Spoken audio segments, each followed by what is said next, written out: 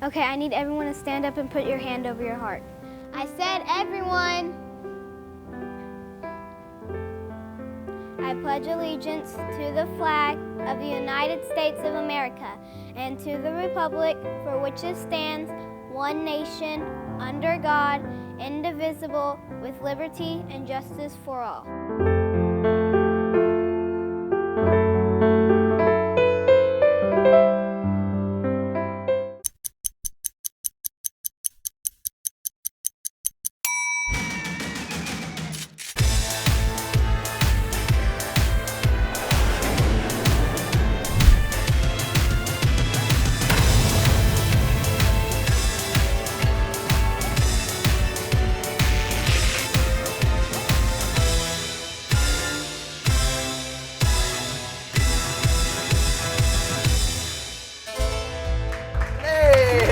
Welcome to the social space.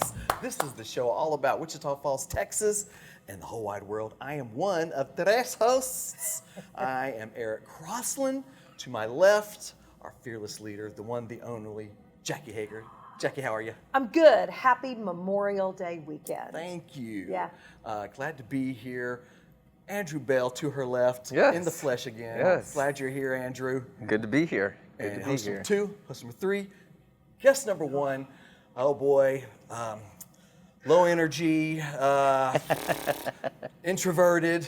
These are words that have never been said about one Joel Jimenez. Thank you so much, Eric. Thank you. This is our Memorial Day episode, Memorial Day weekend. Joel, from when to when did you serve? I served from the whole time, 68 through 70. And then in 1969 to 70, I was in the jungles of Vietnam. Okay. And thank you for your service. Well, thank you. Let's go ahead and get it started. Jackie, you want to kick it off here? Gosh, Joel, thank you so much for coming. Thank you so much. I mean, it means so much to us. When Yes, you ma'am. walk into our office, it's always joy, Okay. pure joy. And low energy. No, Yeah. But to have you on this show on this particular weekend means a lot to us. First, we want to thank you again for your service. I appreciate that all so of those much. that came before you and those that served after you and still serving. Yes, ma'am. So bless you. Yes, ma'am. I see that you've got this most beautifully folded American flag. Tell us about that flag. Well, Jackie, what I'm holding here is a symbol of freedom.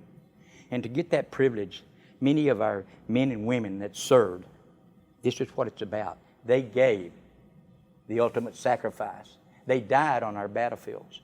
They died afterwards in the hospitals and so forth. So this represents to me and all Americans that they did it, but they did it the hard way.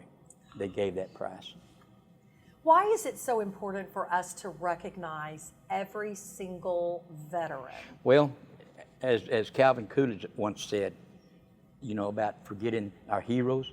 And if you forget the heroes with that, you're going to be forgotten. And we got to get unity back, and this is the only way we can do it, by remembering these that gave that price.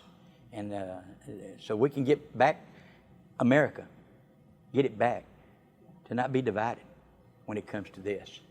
I agree. You know, Joel, I'm not so sure our viewers realize that you are the commander of Wichita Falls and the North Texas area for the Disabled American Veterans. That is correct, and I've had that title for about 18 years now, and it's the only benefits I get and the rewards is like you did a while ago. Thank you. Yeah. To get our veterans what they need. Yeah. Joel, you know, there's a lot of benefits out there for veterans. Can you tell us about the importance of researching their discharge papers? And You bet. Well, Andrew, one of the things that I always say, where's your discharge papers? Where's your discharge papers? Yeah. Because most of the Americans that served, especially back in the World Wars and the Korean and before Vietnam, they're so humble and proud. They're not going to ask for nothing. They're not going to, and some of these papers are lost, and we urge them, those veterans, to get a discharge paper because you can get your benefits, your medical, your compensation, and they're not given to you. You earned them. That's And right. this is what the message that I want to put out to any veteran, you know, in the United States, that you have to have a discharge paper so you can get these benefits. And it's so important. Yeah, there are a lot, coming up next, our good friend Benjamin Remmert, and he was one of those guys. Just didn't feel like he deserved any benefits. Exactly. And it's like, man, you were on an aircraft carrier for all those years. I know it, out there in the Navy and so forth, and he was so humble when I talked to him. And the younger generation, I call that younger generation, they're as proud and humble, and they're not going to ask because they're too young. And I don't want them to wait till 6 rehabs, 2 drug rehabs, therapy. I don't want them to wait 4 divorces. I don't want them to go into gutters and get drunk and so forth like many of us did before. Because now there's an opportunity that you can get those benefits now. All they got to do is just see your discharge paper, and you're in. Get your discharge papers. Yeah, that's right. Joel, so there's this moment of silence on Monday. What can you tell us about that? Well, the Disabled American Veterans nationally and state and chapters all through the United States, the whole America, has sent a message out that on Monday, the 25th, the first Monday, it's not the start of summer and it's not the start of some celebrations, which it's okay, but this is a day that we have to get on our knees, stand if you want to, and pay tribute to the ones that died. And the only way that we can do this is to remember that day. And I know there's ceremonies on that day, especially around the Crestview. There's ceremonies that start at 7, putting out 3,000 flags. There's going to be a ceremony that we put out, the Disabled American Veterans, at the Wichita County Cemetery, 8 o'clock. But the importance is that, well, Jackie, can I do this? I don't have a phone. Some of you, everybody in this whole Wichita area got a cell phone, of the smartphone and so forth. And I'd like to urge the millennials to that day, on that moment of silence, that day to zoom into a cemetery, zoom in on a tombstone, and find on the tombstone, it'll have an Army, Navy, Marine, Air Force, Coast Guard, and zoom in on that, and just 30 seconds, Jackie, 30 seconds, just think of the freedoms that you have. The freedom of going to church, the freedom of driving a car, the freedom of opening the cell phone, the freedom of just telling your neighbor hi. That right there, 30 seconds, they can hear you down there. The men that gave their life, they can hear you, that you're paying back. You know what? I'm going to do that Monday. In fact, I'm going to meet you Monday so that we can do it together. So you make me just want to put my hand over my heart and say, thank you for being here. And thank you for serving our country. You Joel. come from an area that is full of honored men and women. I'm telling you, where she comes from, that you bet that area. I tell you what, there's some great people, people, and they're here. Don't forget, it's not just a 3-day weekend, and you can have your barbecues and all that. But let's all take that moment of silence, like Joel's asking us to do on Monday. And thank our veterans. Thank you so much for being here. We're gonna bring on a veteran from a different era, and we're gonna keep this special show going, Joel. And we're actually going to see a military minute produced by our next guest. We'll be back. That's wonderful. Thank y'all so much. Yeah, we appreciate it.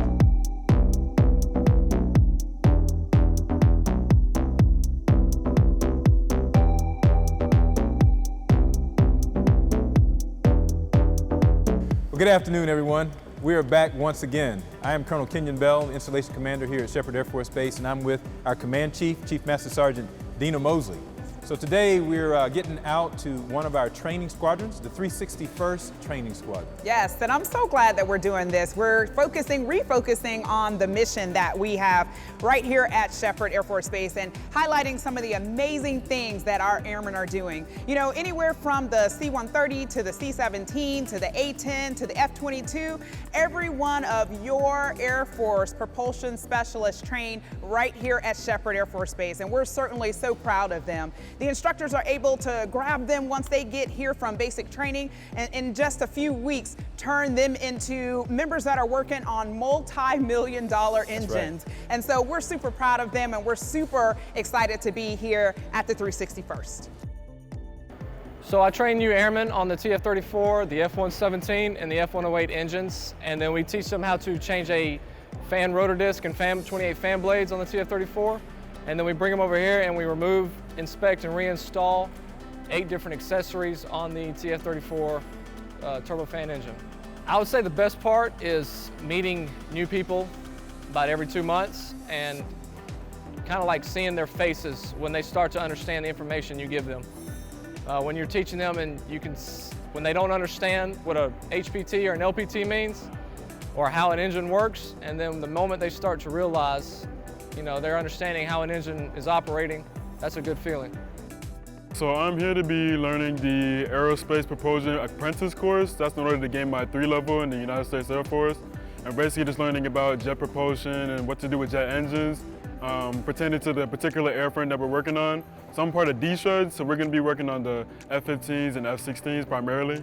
I love the course. My instructors are fantastic and I learn something new every day. I'm not initially mechanically inclined, but I've learned a lot along the course, so it's been a great experience.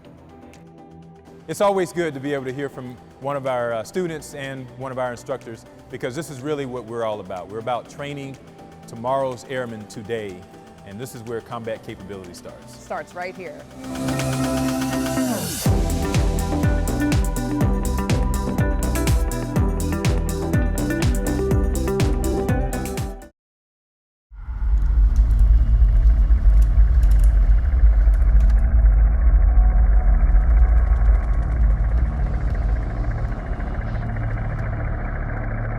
When you're in the military, sometimes there's war. And in war, there's combat. And when you're in the Army, you do what you're told. I don't know if I'm doing it for my country. I'm too young. I'm doing my job like I was ordered, and that's to annihilate the enemy. That means kill or be killed. And that's the way it was.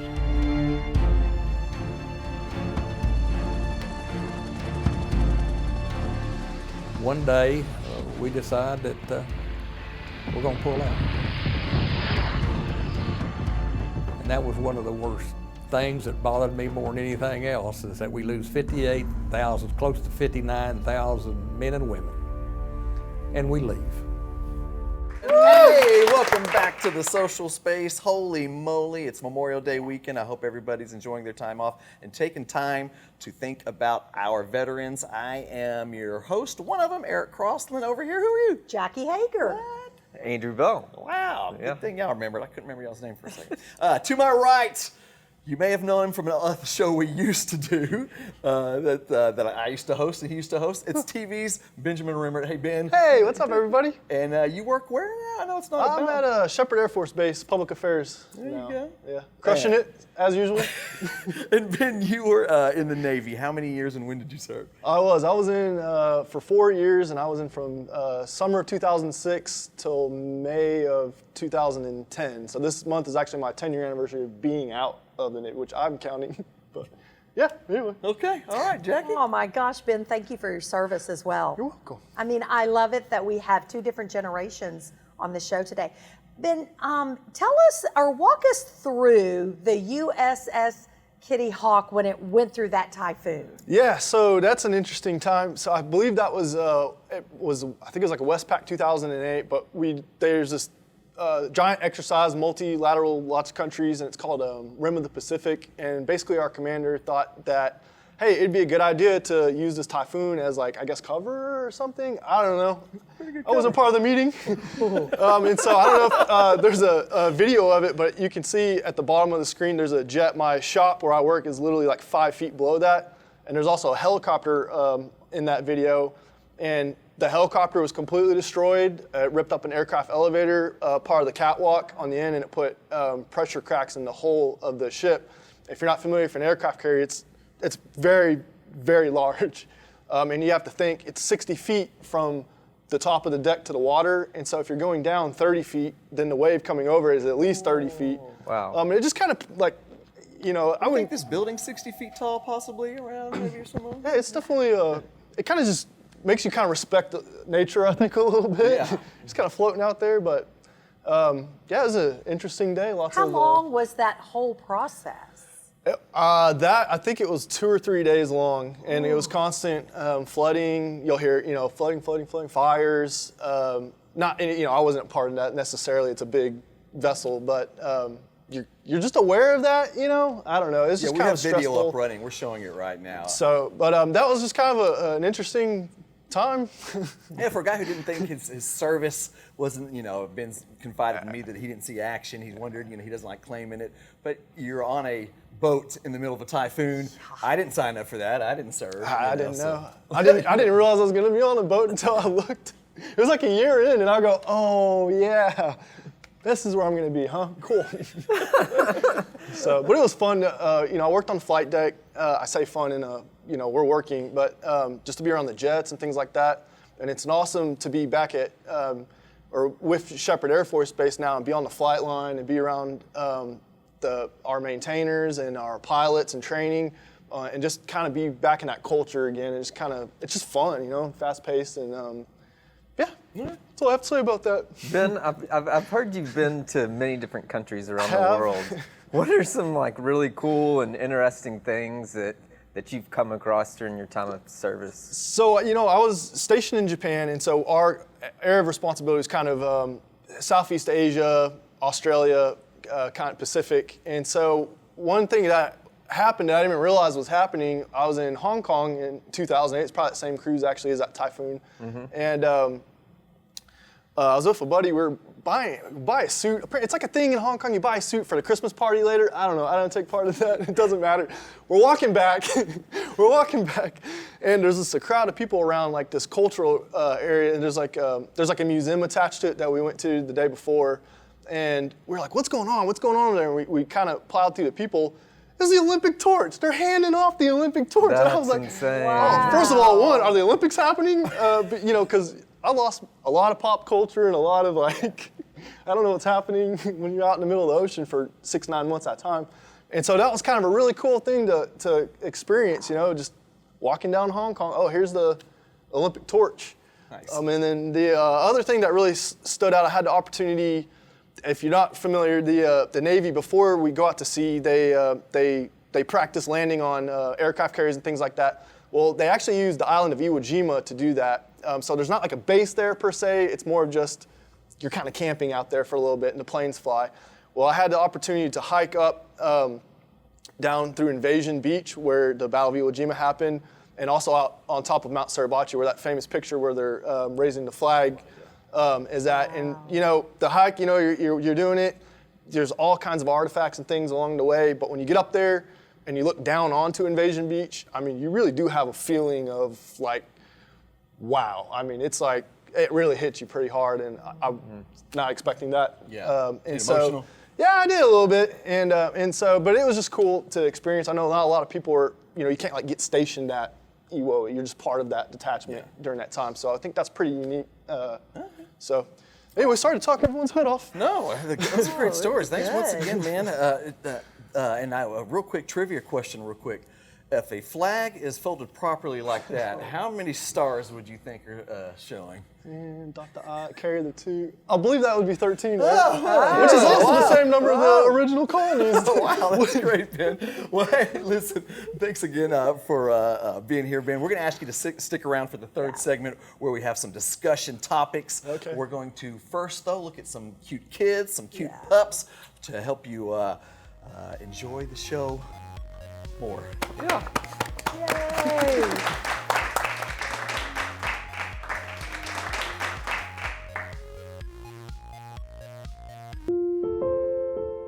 We grew up here. Raise our families here. Grew our business here. We've been here during hard times. And the fun times.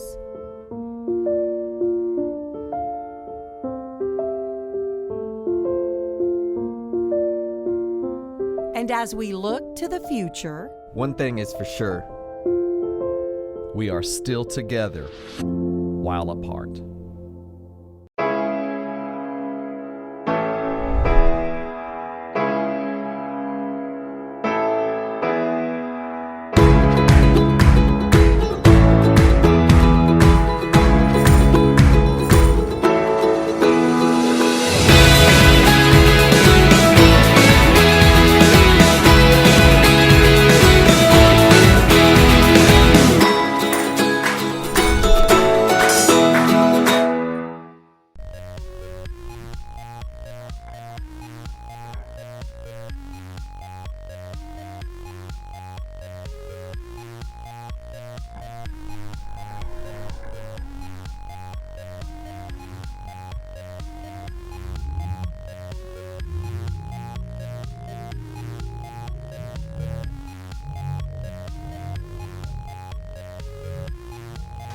Welcome back to the social space. If you had any idea of what was going on during these commercial breaks, you'd want to watch that instead of the show. I'm Eric Crossland. We got Jackie Hager over here, Andrew Bell, Benjamin Remmert over here, my adopted son, still bringing my boy. You know, I moved out of the house 6 months ago. Hey guys, conspiracy theories are spreading faster than the virus. I saw that. I read that online somewhere. I don't like that. We should go with that. So, and you guys have heard these. People are thinking, oh, it got started on purpose, or whatever. If you were to start your own conspiracy theory, in fact, let's just start them here today. We'll just state it as its fact. We're going to start a conspiracy theory. For instance, I'll just do one. This isn't my real one, but just to get you guys going. I heard that Governor Abbott waited so long to open all the bars up. They opened up Friday as you're watching this. I heard the reason he did that was to help out Ben's marriage. If anything, it's gotten better since I've been closed. That's what I'm saying. He waited yeah. Thanks, Governor. Let's see, who wants to start off? Andrew, you want to start with off. So in 2021, LeBron James retires from basketball, signs a contract with the Dallas Cowboys to play tight end. Oh, yeah, I heard that. Yeah. I heard that's going to happen. Yeah, I like is that a that. conspiracy theory? Yeah, because that'll be our back-to-back Super Bowl win. So we had already won this year, Yes. and then okay, all right, good. I like that. Power positivity. Okay, and I heard through the grapevine that M&Ms were really invented and are used as vitamins. Is that right? Yeah. Especially the green ones. The vitamins of life. We happen to have a big. That's why we have that jar. Right That's why we have that jar there. Wow, you heard it here first, folks. Wow, Ben, you got one? I don't know if it's more of a thought. THOT. I was mowing my lawn today, and I was like, you know, we're about to land on Mars and colonize Mars, and they released the footage there's like a UFO now, possibly aliens, and I'm thinking in my head, we've never actually gone to the depths of the ocean, and what if the aliens are actually coming from the ocean instead of from outer space? And we've been looking the wrong direction this whole time. Oh. Mermaids are a big thing in our house. Mermaids. Yeah. I saw one once. He has 3 young daughters. It's just not just like a thing between him and his wife. You know what's a big one in town, a real one, is that the world's smallest skyscraper, that some guy came and swindled the city, and the Dallas Morning News did a story on it, and they said there's no written proof of that possibly never happened. But what I heard is, we've got this big blue building over here, we've got this other tiny building. I heard that this city was founded by Smurfs. And if so, I'm going to go back to my Smurf name, Dad Bod Smurf. So if you guys can call me that from here on out. COVID-19. COVID-20. Already worked off 5 of that. All right, next topic. Hayden, swap us all over. So for a while, it was illegal to go to restaurants and illegal to go places without masks, and we had a lot of illegal activity. What would be the worst thing a government could make illegal? Let's start with our guest, Ben. I'm going to say grilling for sure. No, I want to be a downer. I can't help it, man. I was like, golly. At first, I was like, man, it'd really be not cool if Whataburger was closed. I couldn't barbecue. But I think, especially with Memorial Day coming up, you have to look at freedom of speech and respect that, and think, there's other countries out there that they don't have the ability. They're being censored. And to think about, just normal conversations, especially in a world today where everything's so polarized or black and white, that being able to criticize the government. Exactly. Or compliment people and say nice things. But I think that's just something people take for granted and it would just be terrible if we didn't have that right to express ourselves. Mine's actually I have 2. Mine piggybacks off yours a little bit. My first one is, I would hate it if they made being handsome illegal. for Andrew. I'd hate it for Andrew. I'm okay. I'd pass right on by. No, mine kind of is freedom of speech, and if they take away cursing, I would lose my mind. Well, you've seen the movie Demolition Man, where it was illegal to curse. There's gonna be a second one. If we were able to curse, I don't know how I'd be able to sleep at night without letting those words out to make me feel better. And to piggyback off my first one, if you don't like cursing, we'll smurf you. Go ahead, Go Jackie. smurf yourself. Go smurf. Go smurf yourself. You know, mine is a little more sentimental because it's Memorial Day weekend. I can't imagine if our country ever starts to evolve to where we couldn't vote. Because that's what we're built upon. We're built upon that we have a choice in who's in office, and we have a choice of how we live our lives. And gosh, let's just don't ever take that for granted, and certainly don't ever take it away. Yes. You know? So don't make voting illegal. We're also Yeah. we're kind of sticking with the Bill of Rights here. I know, everybody's like so sentimental. Mine's really shallow compared Good, mine to was too. So mine is one of my local favorite places to eat here in town, which is Jean's Tasty Burgers. So if it was illegal to go to Jean's Tasty Burgers, I would have a hard time with that. What a specific rule that would be law. Yeah. That'd be too. Sorry, just Jeans. Yeah. So All we other better, hamburgers are banned. yeah, we better have some Jeans Tasty Burgers show up. Yeah, for real. Free Yeah. commercial. Yeah. All right. Well, thank y'all so much for coming out today. Should we get Joelle back in here while we sign off? You know, you're not mic'd, Joelle, but I don't know if we need to hear. I think they can hear me. The things you've been saying since we took the mic off aren't appropriate anyway. Hey guys, thank you so much. We'll keep your pants on. We'll see you next week in more of the Social Space.